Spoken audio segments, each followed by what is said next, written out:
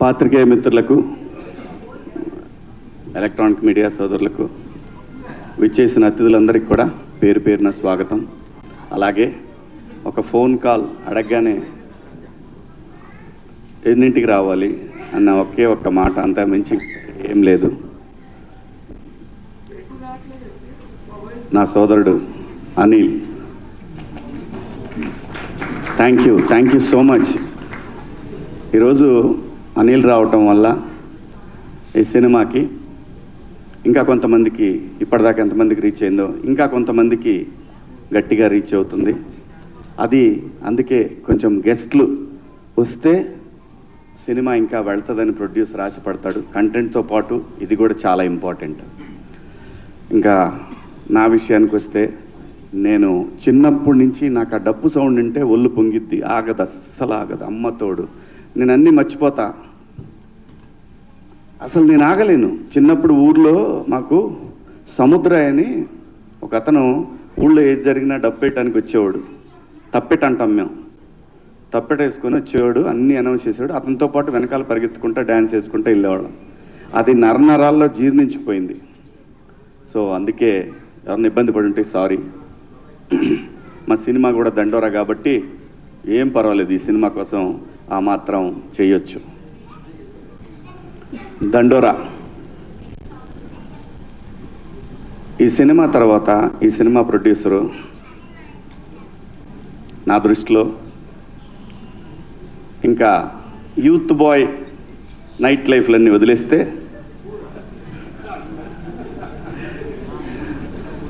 చాలా చాలా చాలా చాలా టేస్ట్ ఉన్న, ఆ పేర్లు ఉన్నవాళ్ళే, ఆ బెనర్జీ అనే పేరు ఉన్నవాళ్ళు, వాళ్ళ వైబు, వాళ్ళ థింకింగు. నేను ఇండస్ట్రీలో తిలక్ గారు అనే ప్రొడ్యూసర్ ఉండేవారు, ఆయన పూర్తి పేరు కూడా బెనర్జీ గారు అని ఉండేది. ఆ బెనర్జీ అంటే కమ్యూనిస్టులకు ఎక్కువ పెట్టుకునేవాళ్ళు ఈ పేర్లు. కమ్యూనిస్టుల ఫ్యామిలీస్లో ఉన్న వాళ్ళల్లో ఎక్కువ ఈ బెనర్జీ అనే పేరు పెట్టుకునేవాళ్ళు. సో చాలా చాలా చాలా అంటే అండి, సినిమా డబ్బులుంటే తీయొచ్చు, డబ్బులు ఎవరిని ఇస్తే తీయొచ్చు, కానీ కథను సెలెక్ట్ చేసుకుంటాడు చూసారా, అది అందరితో సాధ్యమయ్యే పని కాదు. 100%. డబ్బులు మనం అన్ని బిజినెస్ల్లో బ్రహ్మాండంగా తోపులం బ్రహ్మాండంగా చేశామని అనుకుంటారు, కానీ భగవంతుడికి ఒక్కొక్కడికి ఒక్కో టాలెంట్ ఇస్తాడు. డబ్బులు ఇవ్వకపోవచ్చు, డబ్బులు అవే వస్తాయి. సరస్వతి ఉంటే లక్ష్మి నడుచుకుంటా వచ్చేస్తాయి. అంటే అలానే ఆయన దగ్గర డబ్బు లేదని కాదు నా ఉద్దేశం. కథని సెలెక్ట్ చేసుకోవటం దగ్గరే ఏ ప్రొడ్యూసర్ సక్సెస్ అయినా కానీ దానికి పునాది అదే. అలాంటి ఐక్యూ ఉన్న, దండిగా ఉన్న నిర్మాత బెన్నీ గారు. డెఫినెట్గా ఈ సినిమా తర్వాత ఆయన్ని చూసే విధానం మారిపోద్ది. అలాగే దర్శకుడు, సినిమా అంటే ఎవరికి ఇష్టం ఉండదండి, ఎవరికి ప్యాషన్ ఉండదు. తన కెరీర్ని అమెరికాలో తన స్టూడెంట్ లైఫ్ని, తర్వాత తన జాబ్ని ఎంజాయ్ చేసిన తర్వాత తనంటూ ఇంకా నేను బతకగలనే ధైర్యం వచ్చిన తర్వాత సినిమా కోసం తనకున్న అన్నీ వదిలేసుకొని సినిమా మీద ఉన్న ప్యాషన్ తోటి ఒక మంచి కథ రాసుకొని, మంచి కథ అంటే అండి, ఈ సినిమాకి ముందు చెప్పాల్సింది, ఇది చాలా బాగా రాసిన స్క్రిప్ట్ అండి. నాకు కథ అంతా తెలిసినా సరే థియేటర్లో నేను చూశాను. మేడం ఆర్టిస్టులు ఎంతమంది చూశారు నాకు తెలియదు. సినిమా నేను చూశాను. ఎక్కువ చెప్తే ఓవర్ అవుతుందేమో అనే భయం కూడా ఉంది లోపల. కానీ నేను నా రీఎంట్రీ తర్వాత డబ్బులు నాకు చాలా అవసరం, నాకు కూడా చాలా అవసరం. నాకు 2 పిల్లలు, మీకు తెలుసు, వాళ్ళని చదివించాలంటే ఎన్ని ఇబ్బందులు ఉంటాయో. అందులో సినిమా యాక్టర్ కొడుకు అనగానే వాడికన్నా నేను ఎక్కువ ఆలోచిస్తూ అనుకుంటారేమని అదొకటి. బట్ లక్కీలీ అలా ఆలోచించే పిల్లలు కాకపోయినా కానీ చదువులకి చాలా అవుతుందండి ఈ రోజుల్లో. అలాంటి పిల్లలు అనేసరికి మారిపోయింది నా ఆలోచన.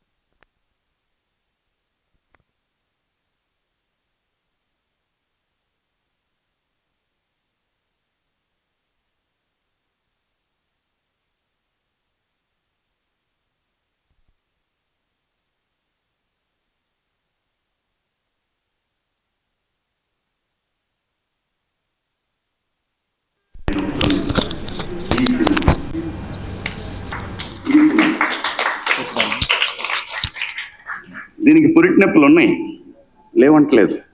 ఆ కారణం చేతనే నాని గారు తొందరగా అయిపోయింది. కొంచెం కష్టం ఉంటుంది, ఉండాలి, ఉంటేనే రెస్పాన్సిబిలిటీ ఉంటుంది, లేకపోతే కష్టం. అలా ఈ సినిమా 90s చేసిన నవీన్ మేడారం అని ఆయన నిర్మాత, దానికి సిరీస్కి ఆయన ద్వారా వచ్చారు ఈయన నా దగ్గరికి. ఈయన వచ్చినప్పుడు ఫస్ట్ నాకు పిచ్ డెక్ పంపించమని చెప్పాను నవీన్ మేడం, అది పంపించారు. ఆ తర్వాత ఆయన కథ చెప్పారు, వచ్చి నాకు కథ చెప్పారు. అదంతా వింటున్నాను కానీ నేను ఎక్కడ టెంప్ట్ అవ్వలేదు. ఓకే, బాగుంది, బాగా రాసుకున్నాడు. ఎప్పుడైతే ఒక పాత్రను ఇంట్రడ్యూస్ చేశాడండి, అక్కడి నుంచి సినిమా లెవెల్ కూడా ఎవరెస్ట్ శిఖరంలాగా వెళ్ళిపోద్ది అనమాట.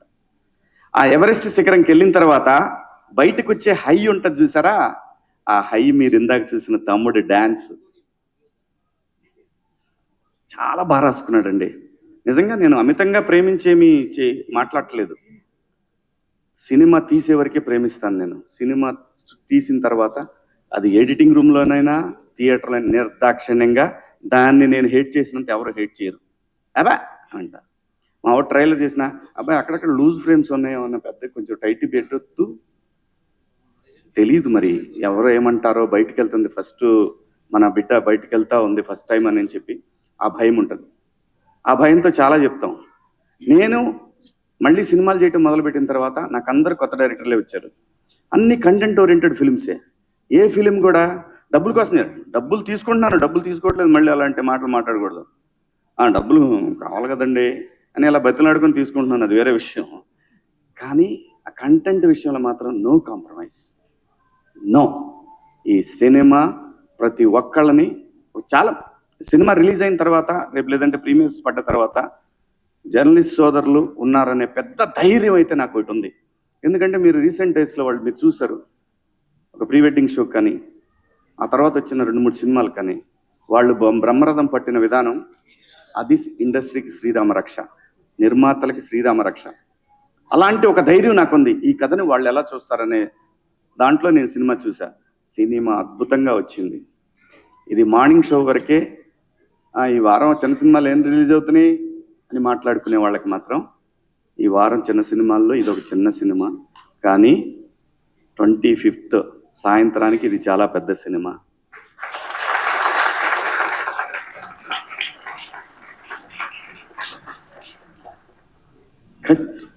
దీని అంటే ఏ రేంజ్ అనేది నేనేమని చెప్పడానికి, అందరికీ నచ్చే సినిమా, 10 మందికి చెప్పే సినిమా. ఇందాక అనిలు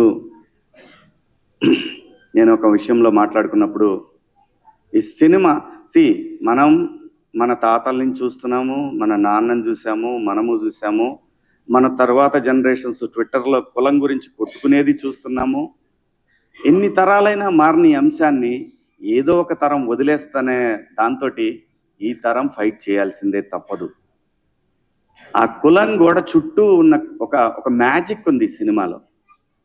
ఆ మ్యాజిక్ని ఫస్ట్ డే కాపీ చూసేటప్పుడు నేను సినిమా అంటే ఈ సినిమా తర్వాత నా రెమ్యునరేషన్ ఎంత పెరిగి దాంతో కాదు, నా జడ్జిమెంట్, నేను మళ్ళీ సినిమాలకు వచ్చే కదా, నా జడ్జిమెంట్ కరెక్ట్గా ఉందా లేదా అనేది తెలుసుకోవడానికి నేను చేసే ప్రయత్నంలో డైరెక్టర్ గారిని అడిగాను, మురళి గారు మీకు ఒక ఆత్మ ఉంటుంది, సోల్ మీద మీకు మాట చెప్పుంటుంది. ఫస్ట్ టైం నువ్వు సినిమా చూసుకున్నప్పుడు చెప్తుంది. ఏ డైరెక్టర్కైనా సరే, అది ఫెయిల్యూర్ అయినా హిట్ అయినా ఏ డైరెక్టర్కైనా ఒకటి అనిపిస్తుంది. మీరు నాకు చెప్పిన కథని ఒక 75% తీసారా? ఇది ఎందుకు అడిగానంటే యాక్చువల్ 50 తీస్తే చాలు ఈ సినిమాకి. 75% తీశానని మీ ఆత్మ చెప్తుందా మీకు అని అంటే, ఆయన అన్న ఎగ్జాక్ట్ వర్డ్స్, సార్ అందరూ ఓవర్వెల్మింగ్గా ఉంది సార్, భయం వేస్తుంది నాకు, కానీ నేను ఒక 80% తీసా అనుకుంటున్నాను సార్ అని అన్నారు. ఎగ్జాక్ట్గా ఇదే మాట మాట్లాడారు ఆయన. చాలు, 50 తీస్తే చాలు, నువ్వు 80 అనుకున్నావు అంటే ఖచ్చితంగా 60-70 దాకా వచ్చి ఉంటుంది, అది ఏం ప్రాబ్లం లేదు. చాలా మంచి సినిమా తీశాడండి. ఇలాంటి సినిమా నేను ఆదరించాలా వద్దా అనే విషయం ప్రేక్షకులది, అడగాల్సిన బాధ్యత మాది. అలాగే మీడియా మిత్రులు మరొకసారి ఖచ్చితంగా అడగాల్సిందే. అలాగే ఈ సినిమాలో పనిచేసిన టెక్నీషియన్స్, వెంకట్ గారు కానివ్వండి, సృజన తను కానివ్వండి, మార్క్ రాబిన్ గారు కానివ్వండి, అలాగే ఈ సినిమాకి పనిచేసిన ఎడ్వర్డ్ ద టోబీ మ్యాన్, చాలా చాలా చాలా కష్టపడ్డా అండి తను కూడా. అంటే ఆర్టిస్టుల్ని ప్రొడ్యూసర్ని మేనేజ్ చేయటం అంత ఈజీ కాదు. చాలా చాలా డీసెంట్గా డిగ్నిఫైడ్గా బిహేవ్ చేసి సినిమాని ఎక్కడా కూడా తగ్గకుండా నీట్గా ఒక కాపీ దాకా వచ్చేటట్టు పనిచేస్తాను. కానీ మేనేజర్గా పనిచేసిన మా రెడ్డి గారు కానీ ఇలా అందరూ ప్రతి ఒక్కళ్ళు అండి మా ఆర్టిస్టులు అందరూ, సుబ్బారావు గారు, మిగతా మా రాఘవేంద్రరావు గారు, జూనియర్ రాఘవేంద్రరావు గారు అందరండి. ఇతను చూస్తే కోపం వస్తుంది, మీకు చంపేద్దాం అనిపిస్తుంది రేపు సినిమాలో.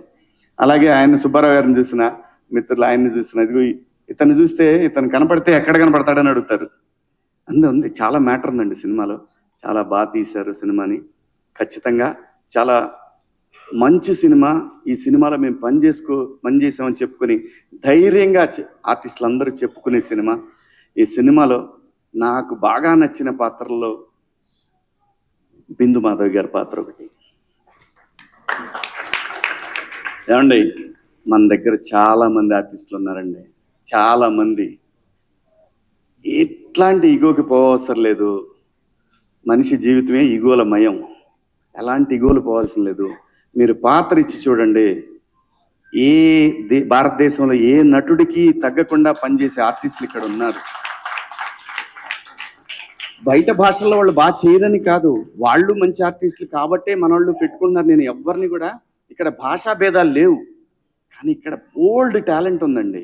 చాలా కుప్పలు తెప్పలు టాలెంట్ ఉంది. నందు కానివ్వండి, మా తమ్ముడు చింపి చాట చేశాడు సినిమాని. అలాగే రవికృష్ణ, మణిక మీ ఇద్దరు పేరు తలకాయ నొప్పి నాకు ఈ సినిమాకి. Monica Robin Singh, Robin Hood లాగా.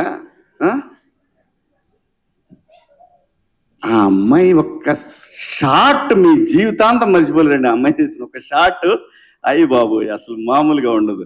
అలాగే చాలా ఉన్నాయండి, చాలా చెప్పుకోవాలి ఈ సినిమాలో. అందరూ బాగా చేశారు. నేను ఎలా చేశాను అనేది మీరు అందరు రేపు సినిమా చూసి చెప్తారు. Thank you so much. మీ అందరికీ పేరు పేరు ఇంకెవరన్నా మర్చిపోయానా? ఎవరిని మర్చిపోలేదు. ఆ అమ్మాయి ఇంక సింగర్గా మిగలదు, యాక్టరే, ఖచ్చితంగా యాక్టరే. ప్రతి ఒక్క పాత్ర, ఈ సినిమాలో ఒక్క పాత్ర కూడా వేస్ట్ పాత్ర అనేది ఉండదు. అంటే గ్రూప్లో ఏదో పెట్టారులే ఫ్రెండ్స్ ఉండాలి కాబట్టి ఫ్రెండ్స్ పెట్టారు. సత్యన్న అని ఇంకో క్యారెక్టర్ ఉంటుంది, టీ మ్యాన్. ప్రతి ఒక్క పాత్ర. ఇప్పుడు ఎందుకులే అమ్మా ఇవన్నీ. అందరూ బాగా చేశారు. గట్టిగా దండోరా వినపడుతుంది. దేశం అంతా, రాష్ట్రం అంతా, ప్రపంచం అంతా వినపడుతుంది. Thank you so much. ఈ సినిమాలో అవకాశం ఇచ్చిన బెన్నీ గారికి, అలాగే డైరెక్టర్ గారికి, ప్రతి ఒక్కళ్ళకి. అన్నిటికన్నా ముఖ్యంగా ఈరోజు ఈ స్టేజ్కి ఒక గ్లామర్ తీసుకొచ్చిన నా సోల్ తమ్ముడు అనిల్, థ్యాంక్ యూ. అబ్బాయి అని పిలుచుకుంటా నేను. మా పిల్లల్ని కూడా అబ్బాయి అని, ఎరా అని పిలుచుకుంటా, కానీ అబ్బాయి అని పిలుచుకుంటా నేను. సో తను రావటం నిజంగా చాలా చాలా చాలా కళొచ్చింది స్టేజ్కి. Thank you so much Anil. Thank you. Love you. Kasarla Shyam గారు, అమ్మా ఇతను మళ్ళీ నేషనల్ అవార్డు కొడతాడు గ్యారెంటీ, డౌటే లేదు, ఏం డౌట్ లేదయ్యా. 200% దీనికి నేషనల్ అవార్డు రాకపోతే ప్రజలు తిట్టుకుంటారు, అది వాళ్ళకే వదిలేస్తున్నా. Thank you so much. Thank you అండి. Love you all. చాలా మంది చూసినప్పుడు నవ్వుతూ అంటారు, కానీ దేత్రముండ ఎలాంటి బట్టలు ఎందుకు వేసుకుని, కాస్త మంచి వేసుకోవచ్చుగా, బాగుంటావు కదా అనాలనిపిస్తుంది లోపల, అనలేము. అంటే మళ్ళీ స్త్రీ స్వాతంత్రం లేదా, స్వేచ్ఛ లేదు. స్త్రీ అంటే ప్రకృతి, ఎంత అందంగా ఉంటే అంత గౌరవం పెరిగిద్ది. ఈ ప్రకృతి అద్భుతంగా ఉంటుంది. అలాగే స్త్రీ, మా అమ్మ చక్కగా ఎప్పటికీ గుండెల్లో కనపడతా ఉంటుంది, ఒక సావిత్రమ్మ కానీ, ఒక సౌందర్య కానీ. అలాగే ఈ జనరేషన్లో ఇంకా చాలామంది, రష్మిక, చాలామంది అమ్మాయిలు ఉన్నారు. వీళ్ళందరూ ఇంపాక్ట్ క్రియేట్ చేశారు కాబట్టి అమ్మటే చెప్పగలుగుతున్నాం. గ్లామర్ అనేది ఒక దశ వరకే ఉండాలా, ఇంతవరకు ఉంటే పర్లా, అది ఇక్కడికి రాకూడదు. నేనేవాళ్ళే కానీ చెప్పడానికి మళ్ళీ అందరు రేపు పొద్దున పెద్ద వాళ్ళంతా బయలుదేరతారు, మాకు స్త్రీ స్వేచ్ఛ లేదు. స్వేచ్ఛ అనేది అదృష్టం. ఆ స్వేచ్ఛని కోల్పోవద్దు. మన గౌరవం ఎప్పుడు పెరుగుద్దంటే మన వేష భాషల నుంచే మన గౌరవం పెరిగిద్ది. అందులో ప్రపంచ వేదికల మీదైనా సరే చీర కట్టుకున్న వాళ్ళకే విశ్వసుందర కిరీటాలు వచ్చినాయి. Thank you so much.